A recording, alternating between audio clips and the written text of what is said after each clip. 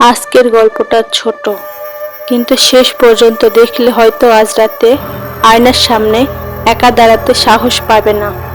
চলো শুরু করা যাক। পুরনো বাজার থেকে একটি অদ্ভুত আয়না কিনল রাহাত। দাম দেওয়ার সময় বৃদ্ধ দোকানদার শুধু বলল,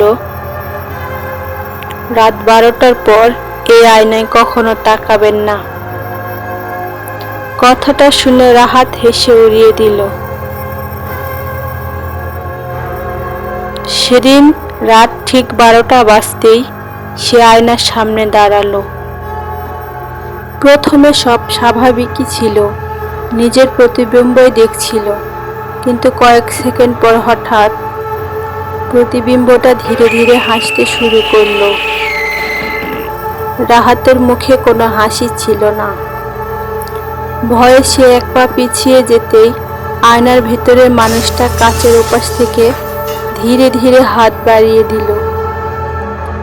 এক মুহূর্তে পুরো ঘর অন্ধকার হয়ে গেল।